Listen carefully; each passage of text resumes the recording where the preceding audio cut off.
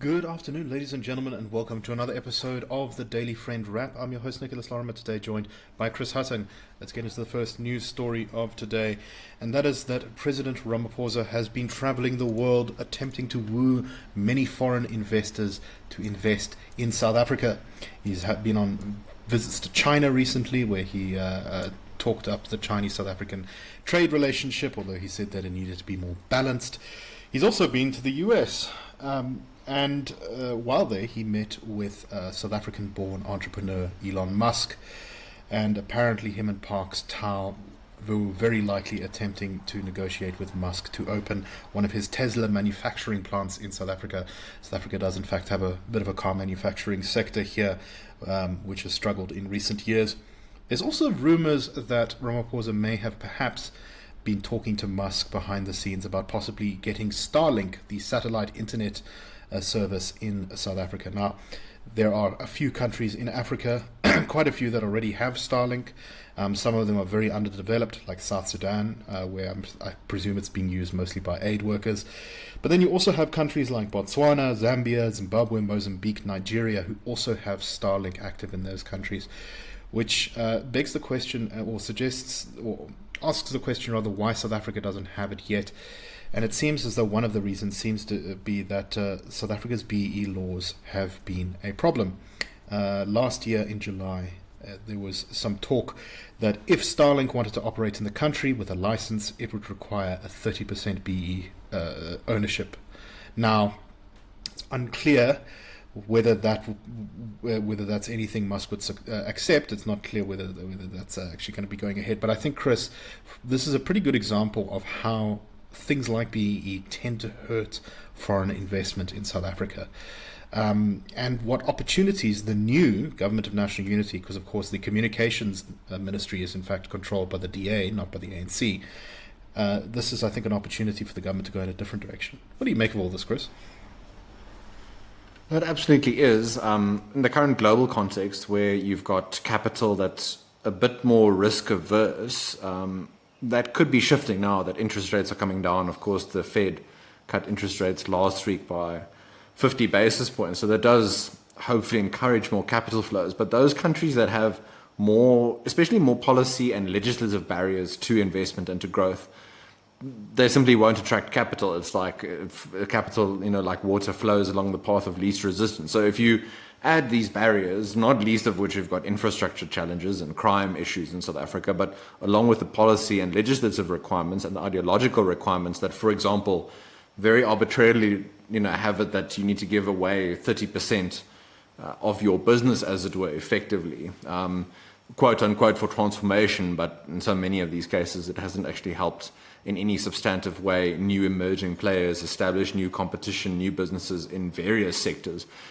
Then you set yourself up for a very difficult road ahead, where your president and other high-level people in the government have to try and attract this investment where possible. They might be successful, but you shouldn't have to put those barriers in front of you in the first place. We'll see now what comes from this, maybe the discussions between President Ramaphosa and Elon Musk. What requirements would there be from Musk, from Starlink's side, in terms of getting some sort of licensing agreement across the board, across the line for Starlink in South Africa? What are the requirements from his side in terms of sort of a return on investment, giving up any percentage of his business, et cetera, et cetera? Let's see how it shakes out. But it sort of gums up the gears again in terms of getting investment into the country. And our domestic financial flows, our capital flows are strong, but compared to the sort of world picture, we don't really feature. So we need as much foreign direct investment as possible in different formats, especially in communications. Talk about competition, driving down the cost of data prices, access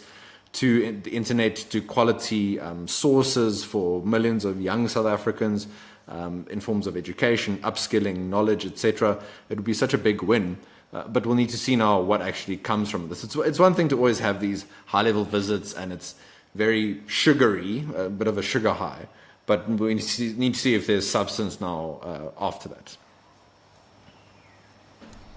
I think that's definitely exactly the point here is at the same time, we've also seen a survey come out that was done on behalf of the Bank of America, and that found that investors should be very bullish on South Africa, and the reason for this was cited to be the government of national unity.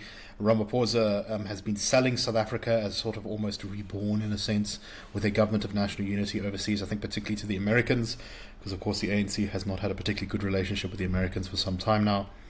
And I think that with foreign investors, this is probably in the short term going to see some returns. I would not be surprised if markets stay high and the rand strengthens and all these other things like that. But if the real reforms don't come, as you say, Chris, it's going to be nothing but a sugar high. And I still would urge a bit more caution from investors and pressure on government, quite frankly, to actually put its money where its mouth is and not just talk up some new dawn again like they did in 2017, 2018, but once again actually, say, no, we're doing something different for real this time. Okay, let's move on to our next story, and this is about Ekurhuleni, the East Rand, the metro in Gauteng, where the ANC is in talks now with the DA for possibly restructuring the government in that municipality. The ANC has been in a very unhappy relationship with the EFF in Ekurhuleni. The most recent sort of spat between the two parties was when the EFF MMC of Finance was removed from his position by the ANC mayor, and the EFF has subsequently voted against the ANC in council a number of times. The ANC mayor has suggested that negotiations are ongoing with the DA to maybe include them in this government, and that he was very positive about these. He says, quote, "We have to stabilize the politics first, but we're not worried about that. We do think we're having good conversations with the DA. Of course, we still need to reconcile this with the party's position." He then went on to say that the EFF had far too many posts in the city's government because they had not won a single ward in the city, whereas the ANC and DA both had won wards. He said the DA have wards, we have 78 wards, they have 32.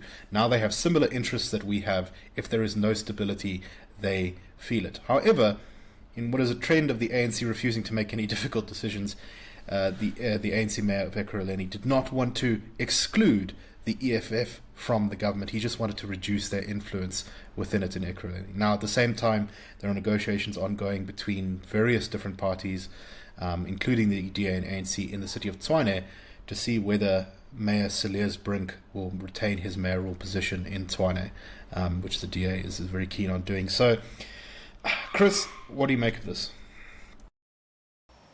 Yes, indeed. What to make of all of this? If we thought things were complicated on a national level following the election results, even more so. And I feel almost that every day, every week, every month that passes now, we get ever closer to the next local government elections that will possibly be held nearer the end of 2026. And for parties like Action SA that are focused so much on building up a support base in Gauteng, but also for the ANC, which declined massively not just nationally, but also provincially in Gauteng between the last two election cycles. These moves and the sort of agreements they come to, the signals they send to voters, will very materially impact them in the next local government elections. Now, should some sort of agreement be reached between the DA and the ANC in Ekurhuleni, where they could also then be in a coalition with the EFF, we'll need to see exactly what that means in terms of positions, portfolios, all that kind of thing that would satisfy all the parties, at least for the short term. Whether it's strong enough to hold over the long term is a very different question. Of course, the more parties you have and the stronger perhaps the personalities and the ideological differences, the potential, at least, for things to fall apart is quite high. I don't think it's purely just a case of the number of parties, but more around personalities and policy preferences and positions. So this is our new reality in South African politics. Coalitions, I think, are a natural sort of outflow of our system of constitutional and representative government. That doesn't mean the ride is always smooth. You'll have lots of chopping and changing. But it does also mean the potential for voters to punish those parties who they think aren't acting responsibly and doing the right things with the positions that they have been granted in previous elections. We'll see if that sort of signal still holds or not going to the next local government election, see what happens in things like by-elections. But no doubt a very interesting time. And for the residents of Ekurhuleni and Tshwane, The potential for change, whether that's positive or not, is a different question. In Joburg, at least, the new mayor seems to be well ensconced for the time being. Yeah, no, very weird. I'm not entirely sure how, you could possibly run a government with both the DA, the EFF, or the DA, the ANC, and the EFF there. There's all these patronage networks that have been set up mostly by the ANC over the years, and also I'm sure by the EFF, which the DA would be very keen to get rid of. But then you also have differences over what city policies might be. And while there's definitely, I think less ideological difference on the local government scale, there's still enough to create some real problems in governance. So I think all the parties involved should think very carefully about, what is it they're actually trying to do here. If you just include everyone as an MMC at some point and then just run each department as its own island, you may see some changes, but you're probably not going to have anything like a functioning city. And the Gauteng metros really do need a serious improvement if they are to maintain their place in South Africa's economy, I think, going forward. Okay, let's move on to our last story today, and this is about the Department of Basic Education, where the DA Minister of Basic Education, Siviwe Gwarube, has talked about the funding shortfalls that the department is suffering, particularly when it comes to being able to pay, for example, teachers' salaries. She says that the Department of Basic Education will need at least 79 billion rand more funding by 2027 to fund programs, and a maximum of 118 billion. These programs include the paying of teachers' salaries. And the minister linked this to, I think quite cleverly, to one of South Africa's great big problems, which is slow economic growth.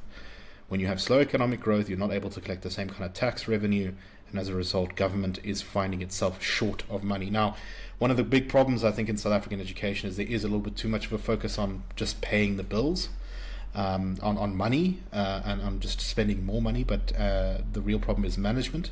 However, that being said, it looks like the department is going to struggle to even pay what currently exists. And so while I think there should be a lot more focus on the quality of education, not just simply the funding of education, this is a big issue, and I think it's going to affect all government departments going forward. Unless the economy starts picking up, we are going to be in very serious financial trouble. What are your thoughts, Chris? Yeah, we've seen this coming down the line for the last few years. At national level, the debt to GDP ratio, which Treasury has managed to stabilize somewhat, at least the increase has stabilized a little bit, but it's still around the 75% mark, debt to GDP. And then when you've got, for example, a junk credit rating, it becomes much more difficult to pay back not just your debt, but the interest on your debt. So it's sort of the wedge becomes wider and wider. The debt part of your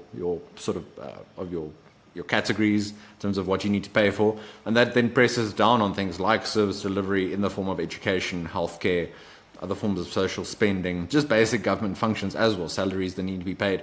You couple that with the almost annual or perennial above inflation increases afforded in terms of the public sector wage bill, and these various chickens all come home to roost, and that means cuts in different ways. We've seen this recently filter into the Western Cape in terms of their education budget, but this will have manifestations elsewhere as well. Now, some of the sort of slack or the room could be picked up by the private sector, assuming you've got the policy and the legislation in place that is conducive to the private sector to invest here. It shouldn't just be on the private sector to, I guess, account for and make up for the shortfalls of the state time after time after time. There's also only so much appetite and willingness to take on risk on the private sector's part. So an very unfortunate situation in which public education in South Africa now finds itself, but it is the sort of necessary consequence of years of fiscal mismanagement, the wrong policy choices, and also just trying to assume that if you grow the size of government, you also then improve the quality thereof, where maybe this forces those very difficult conversations to be had, and those questions around how can we get, in this current tighter fiscal framework, more worth out of the money that we do have available. Now, of course, you want more sort of room, you want more fiscal runway. That's not the reality. So either cut your suit according to the cloth that you have available, or keep on sort of wishing that things were different, but not then changing anything in terms of reality.